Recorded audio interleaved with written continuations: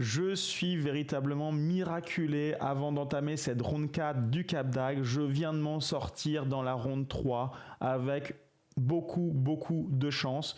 Je m'étais fait accrocher en ronde 1, pas trop de réussite, etc. Mais en ronde 3, j'ai eu le maximum de réussite. Donc là, maintenant, j'ai 2,5 sur 3.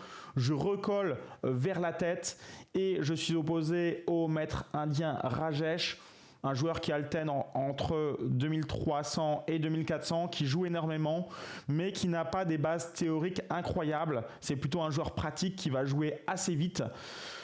Donc je me dis qu'en travaillant bien avec les pièces blanches, je peux tirer profit de l'ouverture, le mettre mal et pourquoi pas gagner pour m'installer vers les sommets de ce Cap d'Agde 2023. On va voir si tout s'est passé comme prévu ou non. Allez, à tout de suite. Allez, j'avais eu le temps de me préparer au niveau de cette partie. Je valide D4 avec les blancs puisqu'il jouait un E5 solide sur E4. J'ai préféré aller sur D4 où il montrait que depuis un moment il avait stoppé de jouer son fianchetto roi synonyme d'Est indienne ou de Grunfeld pour aller vers des systèmes beaucoup plus rares avec des cavaliers F6 et B6 très rapidement. Donc je pouvais très bien jouer D4 cavalier F6 et sur C4 il pouvait jouer B6, un système hyper rare sur lequel on peut jouer la petite pépite que je vous conseille, F3 ici, avec l'idée de prendre tout le centre par E4. C'est sans doute le meilleur système, mais sur D4, cavalier F6, C4, il était susceptible quand même de jouer un début avec G6 pour aller chercher une Grunfeld ou une Est indienne. J'étais pas tout à fait sûr de ce qu'il allait jouer, alors que sur D4, cavalier F6, cavalier F3, mon adversaire semblait jouer tout le temps la même chose avec B6 ici. Et j'ai validé ce coup-là. Je dirais pas que j'étais extrêmement bien préparé. J'ai passé pas mal de temps à choisir et à divaguer sur le deuxième coup C4. Mais finalement, j'avais opté pour une des parties qu'il avait jouées et j'avais regardé comment il jouait sur le fianchetto, synonyme d'ouverture assez solide avec les blancs. Et je trouvais que c'était un petit peu bizarre ce qu'il faisait. Il avait une partie dans la base, je la répète au départ. On est après C4, E6. Dans un schéma ouest indien, il est retombé dans une structure Nimzo, puis avec B6, fou B7, on appelle ça la ouest indienne, contre le coup cavalier F3.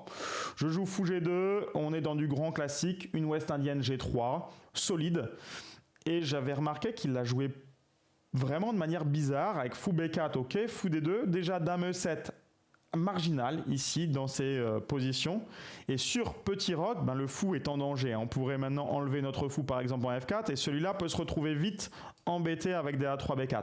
C'est la raison pour laquelle les noirs maintenant échangent. Fou prend D2, dame prend D2, petit roc. Et c'est déjà une sorte d'avantage pour les blancs avec cavalier C3. Le coup cavalier E4 n'est pas si facile que ça à jouer avec l'échange par exemple en E4.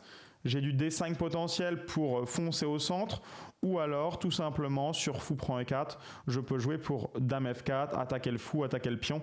C'est intéressant toutes ces options-là.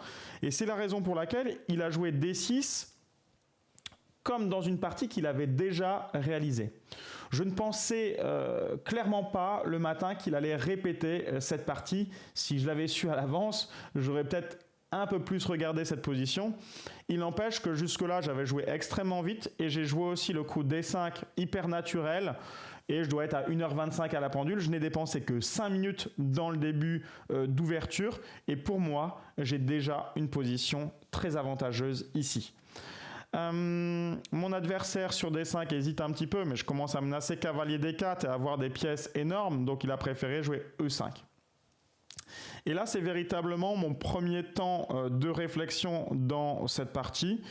Et j'ai pas envie de me prendre la tête à savoir s'il peut jouer E4 suivi de E3, par exemple, pour changer la nature de cette position, qui est bloquée au centre, qui finalement invalide le choix B6 fou B7 des noirs. J'ai ici un avantage central conséquent. Je bloque alors tout le centre avec E4 et je verrouille la position. Le défaut de ma position, c'est ce fou G2, mais en même temps, le fou B7 n'est pas génial non plus. Donc dire que ce fou G2 est plus mauvais que le fou B7, je ne crois pas. Donc finalement, si je me réfère à cette position, c'est petit avantage blanc, presque un demi-pion d'avance avec cette histoire du centre fort, du centre avancé. Ça réduit l'espace adverse. Et du coup, vous le savez, dans les positions fermées, particulièrement ceux qui ont pris mon dernier pack sur la plateforme vidéo sur les structures de pions, centre fermé, attaque sur les ailes. Et je vois que c'est extrêmement facile pour moi, avec les blancs, de mettre en place des attaques sur les ailes. Pour lui, c'est difficile. F5, je ne pense pas que c'est facile à réaliser, surtout que le fou n'est pas présent au C8. Et C6, carrément pas possible à cause de cette faiblesse-là, après dépend C6 à terme. Pour ma part, je compte bien jouer B4, C5 peut-être, ou alors F4. Mon adversaire ici, dans cette position, a d'ailleurs joué A5, en anticipant mon attaque de l'aile dame. Et là, je prends mon premier temps de réflexion de la partie. Je suis un petit peu ennuyé parce que je vois deux plans. Je vois le plan A3, B4, que je vais matérialiser dans ce cas par B3, parce que si je joue A3, il peut jouer A4 pour fixer mon pion B2. Et à cause du thème de prise en passant, je ne peux plus trop jouer B4 dans de bonnes conditions comme je comptais le faire. Donc les schémas dans ces positions-là, c'est de jouer B3, A3, B4. C'est un petit peu plus long, mais ça fait son effet. Si un jour, on veut pousser C5, qui est une poussée clé, en règle générale, le sommet de la chaîne de pions est ici en D5. On dit qu'il faut essayer de pousser à côté du sommet de sa chaîne de pions. C'est une remarque assez scolaire, mais qui va vous permettre d'être guidé tout simplement dans ces positions-là. Donc c'est une idée qu'on retrouve véritablement dans l'Est indienne où les noirs font un fianchet au roi, là on en est loin, mais le centre est bloqué exactement de la même manière dans la variante principale et les blancs jouent pour C5. C'est une première considération. Maintenant, j'ai eu l'occasion et la chance d'avoir Laurent Fraissinet qui est passé quand j'étais en train d'analyser avec des amis cette position dans le cadre très sérieux de l'apéro. Laurent passe et je lui dis tiens Laurent, juste un instant, qu'est-ce que tu penses de la position?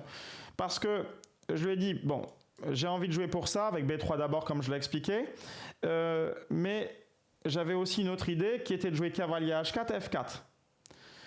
Et dans cette position, j'avais vraiment envie de jouer F4 parce que c'est encore plus piquant et on pourrait jouer sur le roi. Seulement voilà, cavalier H4, j'ai eu un petit peu peur de le jouer dans ces positions. Déjà, il a deux coups, fou C8 et G6. Je spoil un petit peu en mettant point d'exclamation. Je pensais qu'il allait jouer fou C8, très sincèrement, alors que mon adversaire à l'analyse comptait jouer G6. Bon, voilà, parce que avant de la montrer à mes collègues, j'avais regardé avec mon adversaire aussi.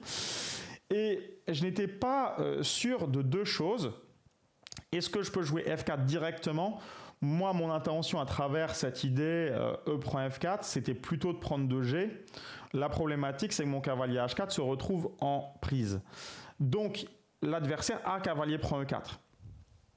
C'est ce qui est hyper embêtant. C'est la raison pour laquelle aussi, même si G6 m'inquiétait moins, je ne pouvais pas jouer F4 en force. Par contre, je peux le préparer avec des coups comme tour à E1. C'est ce que l'ordinateur m'a montré, parce que je l'ai en plus checké avant de vous la montrer à l'ordinateur. Et sur K et BD7, l'ordinateur, il est très très fort. Bien sûr, on peut toujours jouer à l'aile dame, mais c'est pas cohérent, puisque là, je mets toutes mes pièces, toutes mes forces vers l'aile roi. Joue F4, puis on prend, et il me fait plaisir avec G prend F4. Ce n'est pas le seul coup, parce que je peux prendre de la dame ou d'une pièce, comme la tour. Mais il y a la case E5 qui est offerte au noir, du coup ça m'embêtait un petit peu, mais il dit G prend F4, on peut le jouer maintenant, parce que j'ai mis ma tour en 1, qu'est-ce que ça change sur cavalier prend E4 qui est toujours un thème, je peux faire tour prend E4 et sur un coup comme dame prend H4, commencer à attaquer avec F5, gain de tempo sur la dame, et attention, on voit directement les idées de dame H6 suivi de tour H4 d'ailleurs, des grosses idées d'attaque. Donc sur dame D8, là je peux mettre les pièces en branle, le fou va pouvoir aller en H3, du dame H6, du tour H4, DF6, des cavaliers E4 potentiels. C'est un gambit, c'est une attaque, c'est l'esprit du gambit en tout cas, puisque j'ai filé un pion et il y a vraiment énormément de jeux. Pas facile d'anticiper cela dès le départ. Et de toute façon, ce n'est pas le coup G6 qui me gênait, mais plutôt fou C8. Sur lequel j'avais pensé à cavalier F5, qui est une sorte... c'est pas un sacrifice, mais je sacrifie ma structure quand même en jouant cela. Mais avec des velléités d'attaque, de préparer peut-être H3, G4, G5. Et le centre est assez bouclé quand même s'il est légèrement différent de la position initiale. Bon, ça laisse quand même des KD7, KC5. J'avais du mal à évaluer cette position et à savoir si je n'endommageais pas ma position. Parce qu'en fait, ce qui se passe aussi dans cette position, c'est que je me dis, j'ai quand même un demi-pion d'avance. Faut pas que je foute en l'air ma position. On a tendance à être conservateur quand on est mieux. Et on a raison, il faut garder le contrôle. Mais à un moment, il faut aussi gagner la partie et prendre des risques contrôlés. Alors ici, sur cavalier H4, fou C8, j'ai compris au final ce que j'aurais dû faire. Oui, je devais jouer cavalier H4. Je pense que G6 était trop affaiblissant et que mon adversaire devait jouer plutôt fou C8. Mais maintenant, le fou C8 ne peut plus travailler comme dans la partie. Il reste au contact de cette case-là. Mon cavalier H4 est au bord, mais il est en attente de venir à tout moment F5. Et c'est des nœuds au cerveau pour l'adversaire. Donc c'est ça qu'il fallait que je joue. Et maintenant, jouer B3 par exemple, ou éventuellement A3, mais A3 je craignais toujours A4. Donc là je regarde de ne pas avoir joué B3. Et là je construis avec A3, B4. Très intéressant cette thématique-là. Une vraie déception de ne pas l'avoir joué comme ça, parce que je joue des deux côtés maintenant. Je menace toujours F4. Alors attention, la dame E7 veille au grain. Hein. Pour l'instant, je ne peux pas faire F4 et G prend F pour gagner le centre. Laurent Fressinet, c'est ce qu'il m'a dit. Il m'a dit, Kevin, tu aurais dû jouer au centre directement. C'est plus important que jouer à l'aile. À l'aile, c'est bien, mais c'est trop lent. Et on va dire qu'au vu de la partie qui s'est déroulée, il avait vu juste. J'ai joué donc B3. Je n'ai pas joué cavalier H4. Mon adversaire a joué KD7, coup lambda. Maintenant, je devais toujours faire cavalier H4, je pense. J'ai joué dame C2. Je suis vraiment en grande préparation parce que je veux jouer A3, B4 et je suis très précautionneux, voire trop précautionneux. J'avais anticipé sur le A3 de ma part une petite astuce, cavalier C5, dame C2 et le thématique A4 noir avec sur B4 la possibilité cavalier B3. En réalité, l'ordinateur me dit bon, c'est pas grave, et puis j'avais pas envie d'avoir un cavalier poison qui peut se mettre à tout moment en D4 et de surveiller cela. En même temps, attention quand même, parce que c'est pas si simple sur des coups comme tour à B1. J'ai toujours le thème cavalier prend A4 pour faire sauter le cavalier B3. Donc c'était pas si facile d'aller là-dedans, mais les histoires de cavalier D4 m'ont fait trop peur. C'est la raison pour laquelle j'ai anticipé ça avec ce coup dame C2 que j'estimais assez précis. D'ailleurs, je me suis gratifié tout seul d'un coup intéressant. On va voir que par la suite, tous mes coups ne vont pas être si forts que cela. Pourquoi j'estimais que c'était fort ? Je me suis dit mon cavalier sur cavalier C5 pourra revenir en D2. Et maintenant, je pourrais jouer A3, B4 sans me prendre le motif cavalier B3. Ça a l'air plutôt malin de façade. On va voir que finalement, ça n'a pas si bien fonctionné. Du coup, mon adversaire, il a joué fou A6. Et c'est véritablement après la partie... Après ce coup x6 qu'on peut regretter que je n'ai pas fixé avec cavalier H4 mon adversaire en C8. Voilà. Bon là d'ailleurs sur cavalier H4, peut-être que mon adversaire joue G6 et c'est quand même intéressant. Mais vu que je suis parti là-dessus, si je mets mon cavalier en H4, je peux plus le mettre en D2 pour jouer pour A3, B4. Donc là je suis tiraillé et j'ai continué mon idée de jouer pour A3, B4. Là j'ai fait dans cette position un coup automatique sans doute assez moyen. Je l'ai regretté après. J'ai joué le coup scolaire.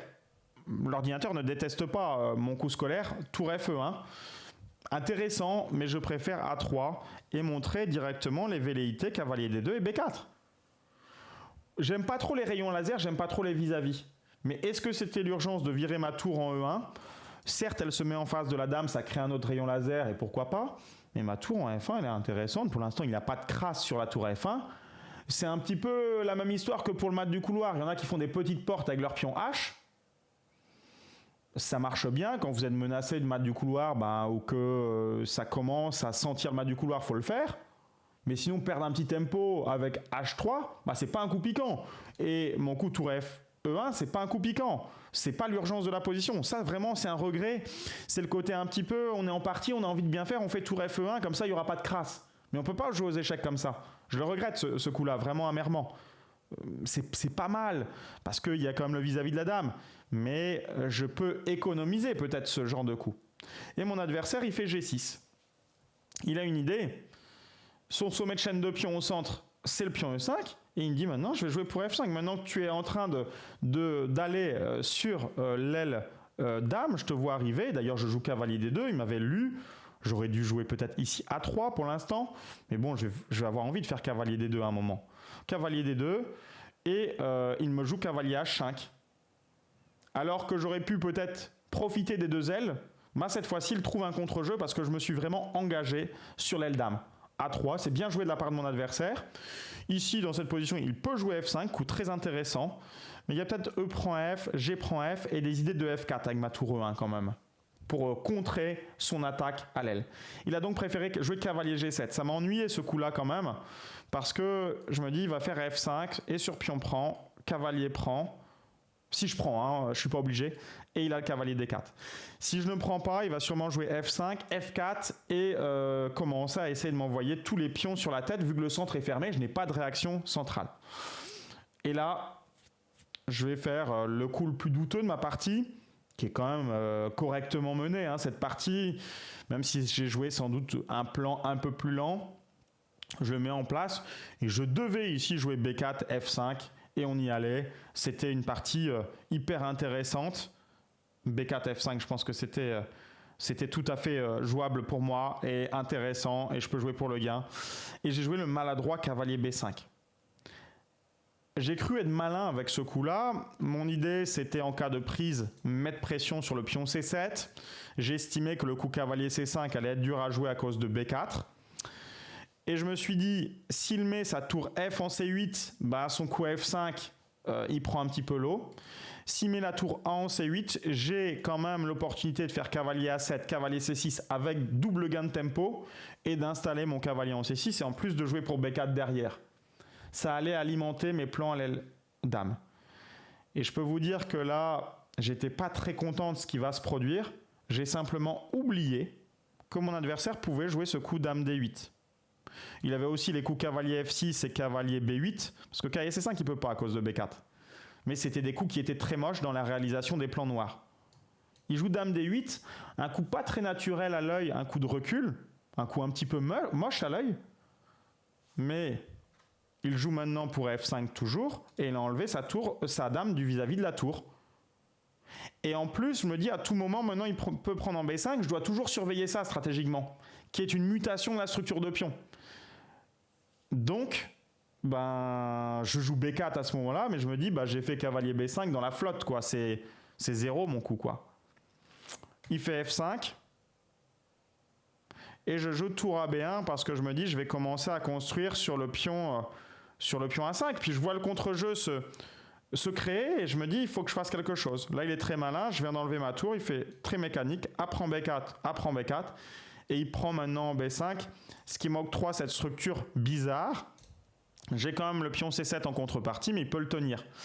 Et il est déjà aux portes de mon royaume de l'autre côté. Il crée en tout cas un contre-jeu fort. Et il alimente ce contre-jeu fort avec cavalier F6. Ce qui fait que cette faiblesse, il peut en plus la protéger des deux côtés. Et à ce moment-là, je comprends quelque chose. Je comprends que je ne suis plus si bien. Je me dis même dans ma tête que je suis en difficulté. En vérité, sur un bon jeu blanc, la position est à peu près égale. Mais quand vous passez d'un demi-pion d'avance virtuel, quand je parle de demi-pion d'avance, c'est l'ordinateur qui va me dire 0,50. Mais on comprenait pourquoi les blancs étaient mieux. Et là, je me dis, je ne sais pas trop pourquoi, mais la partie, elle m'a glissé des doigts. Parce que je n'ai pas l'ordinateur en partie. Donc, même si je pressens que cavalier B5, c'était pas un bon coup, et j'étais un petit peu déçu de ça, je ne savais pas trop ce qui s'était passé. Je me disais, j'avais une position qui était bonne et maintenant elle m'a glissé des doigts. Et je ne sais pas qu'est-ce qui s'est réellement passé. Mais en tout cas, je n'aime plus ma position. Psychologiquement, c'est un peu dur d'ailleurs à ce moment-là dans la partie. Vous vous rappelez, j'étais content, 2,5 sur 3, etc. Mais là, tout est oublié. C'est une nouvelle partie. J'ai oublié que j'avais eu du bol la veille et même plus que du bol. Là, je suis dans ma partie, j'avais envie de bien faire, j'avais envie de prendre l'avantage et de contrôler mon adversaire. Ça m'est déjà arrivé quand même de battre des MI avec les blancs en les étouffant petit à petit. Et là j'ai perdu le contrôle. Donc je me dis, il faut que je le reprenne ce contrôle. Je joue tour C1, il faut que je mette la pression sur C7, c'est assez normal. Et sur tour F7, peut-être que je ferai fou H3. Il va falloir que je trouve de toute façon des bonnes pièces pour mes cases, des idées. Il a fait tour A7 et dans cette position je me suis dit hop, on va essayer de gagner la colonne A. Il a le droit de faire dame à 8 dans cette position, mais dans ce cas-là, je lui prendrai sa tour, je mettrai pression sur le pion C7 et j'essaierai de regagner avec cavalier B3 tour A1 ou avec dame C3 tour A1 la colonne A pour créer mon jeu à l'aile dame en contrepartie du jeu laissé à l'aile roi. Il a préféré carrément me laisser l'aile dame avec tour A1 et jouer avec dame D7. Il veut jouer tout simplement sur mes faiblesses, voilà, que l'on voit. Il joue sur ma structure et là j'ai joué tour A7 parce que bien évidemment il ne prendra pas en B5 à cause de dame prend C7 qui va être trop fort. Il joue alors, je pensais qu'il allait peut-être jouer cavalier E8 et peut-être que j'aurais alors mis ma dame en C6 pour échanger les dames et avoir une finale rigolote. Et il a préféré jouer tour F7. Et dans cette position, j'étais particulièrement inquiet à l'idée de ses faiblesses. Voilà. Parce qu'il y a la menace F prend E4 et quand je prends F5, j'ai toute faible.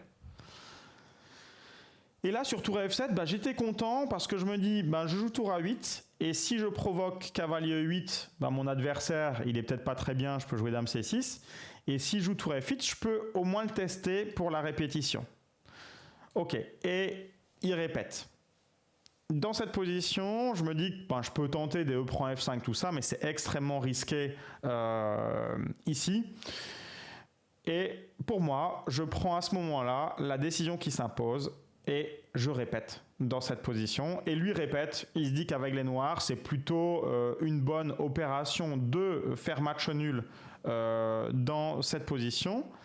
Et j'ai quand même, au final, des petits regrets. Parce que je pensais que c'était une bonne affaire de faire nul, sinon je n'aurais pas répété dans cette position. Et je voulais un petit peu le faire craquer en me disant peut-être qu'il va essayer de continuer avec cavalier 8. J'étais plutôt satisfait qu'il répète lui aussi cavalier 8. Ça me faisait très peur cette structure de pion. Et elle est casse-gueule. Mais en même temps, aux échecs, on ne peut pas tout maîtriser non plus. Il faut y aller. Et là, je regrette de ne pas avoir suffisamment testé dame C6 dans ma tête.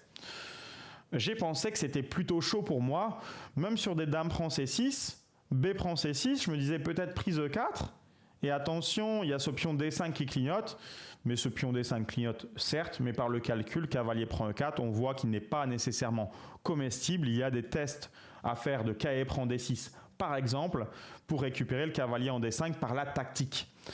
Et là, quand même, il y a des risques que ce pion C7 puisse à un moment aller à dame avec des sacrifices, avec des fou H3, fou D7 pour bloquer la tour, la protection. Position hyper intéressante. Et sur dame C6, s'il commence à faire des coups comme prise E4 directement, il faut bien voir qu'il peut être rapidement en difficulté avec des coups comme cavalier prend E4. Parce que ici, il n'aurait plus du tout le droit de prendre le cavalier à cause de tour A8. Tour A8 et les problèmes sont plus que grands. C'est la perte de la partie. Alors il aurait dû jouer dans cette position cavalier 8, mais ça y est, la soumission commence et je peux là l'enfoncer. Alors je dis pas qu'il aurait joué comme ça et sur tour A8, roi G7, cavalier G5. Alors là, je continue tous les jours. Là, je suis presque gagnant. Bon, il n'aurait sûrement pas joué comme ça, mais sur dame C6, finalement, je pouvais garder un pressing. Et peut-être que le meilleur coup dans cette position, c'est tout simplement dame E7 pour garder les dames et toujours travailler sur les faiblesses. Mais quand même, j'ai déjà géré cette faiblesse-là pendant un temps et peut-être que je pouvais jouer cavalier C4. Peut-être que je pouvais faire preuve d'ambition dans cette position et je n'ai pas vu. Et je pense aussi que c'est dû non pas à l'aspect technique mais à une faiblesse psychologique. J'ai bien senti que j'avais un demi-pion d'avance et que la position c'est compliqué. Et là, la position c'est compliqué pour devenir égale, incertaine. Et j'ai vu que c'était presque avantage noir parce que c'est vrai que quand vous êtes bien et que vous passez égal, c'est une petite défaite, techniquement parlant. Et du coup, j'aurais dû réussir à me reconcentrer et à pousser cette position. Un autre aspect, j'ai bien senti que la position elle m'avait glissé un petit peu des mains. Et du coup, j'ai pris du temps. Alors, au moment où je fais nul, il a 1h05, mon adversaire, il a joué extrêmement vite. Je le tenais bien au départ de la partie, j'avais même plus de temps que lui. Mais après, il a continué à jouer sa position qui était peut-être légèrement plus facile à jouer de son côté que du mien, parce que j'avais un champ des possibles plus important. Néanmoins, quand je fais nul, j'ai une demi-heure. C'est trop. C'est trop de temps investi pour essayer de trouver la vérité, pour au final jouer des coups comme cavalier B5 un petit peu maladroit. Et là, dame C6, je pouvais peut-être pousser, mais la position fait vraiment peur. Vraiment peur. Et en fait, je pense que c'est une position où les 3 résultats après dame C6 sont encore possibles. Mais le fait d'être en légère difficulté autant, une position où je viens de perdre un demi-pion, je suis plus favorable à la nulle contre un joueur qui sait très bien jouer aux échecs. Il l'a prouvé. J'avais repéré qu'il était plutôt faible en ouverture. Ça s'est révélé vrai. Mais après, dans la pratique du jeu d'échecs, je pense qu'il a été meilleur que moi, tout simplement, dans cette partie. Il avait une position difficile. Il a réussi à la tenir. J'ai pas été assez saignant comme j'aurais dû l'être. Et du coup, je fais un match nul qui n'est pas trop grave, même avec les blancs. À 3/4, je risque d'être fort dans la ronde 5. Donc, comptablement, pour le tournoi, vu ce qui s'était passé la veille, où j'avais eu un énorme coup de bol, j'ai 3/4. Je suis quand même bien dans mon tournoi du Cap d'Agde. Je fais quand même une petite conclusion pour vous dire ce que valait cette partie, on va dire en notation d'ordinateur. Allez, à tout de suite. Mon ressenti est validé dans cette ronde 4 du Cap d'Agde où je jouais un maître international indien. Mon adversaire, malheureusement pour moi, a mieux joué. Il avait une position difficile dans l'ouverture. La courbe le montre. C'est très léger, mais quand même, c'était un avantage. Très léger peut-être pour l'ordinateur de 0,50, mais honnêtement, finalement assez significatif de mon point de vue si j'avais mieux joué. Je n'ai pas réussi à trouver l'avantage. À ce moment-là, j'ai pris trop de temps. J'ai toujours pas été précis et je me suis peut-être un petit peu dégonflé aussi au moment de l'acceptation de la nulle.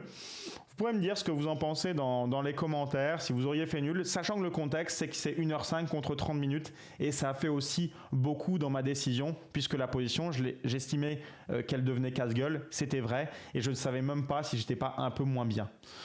Voilà, je suis à 3/4. J'ai dépensé des demi-jokers, j'ai eu de la chance dans la ronde 3. Je suis quand même pas mal. Si j'arrive à battre le joueur plus faible que je devrais affronter en ronde 5, je serai à nouveau très bien. Faut être positif. La partie, elle est quand même pas dégueu. Je suis à 96,8, il est à 97,6. C'est des bonnes parties d'échecs, même si la note est dopée par le fait que cette position n'était pas complexe. Donc, ça explique aussi les bonnes notes. Dans les positions stratégiques, c'est quand même plus facile de jouer les coups justes que dans le bordel, comme dans ma partie d'Alexander Pak de la ronde 3 du Cap d'Agde. Voilà, on se retrouve pour la suite du tournoi avec la ronde 5 très prochainement. Je vous dis à très bientôt. Salut!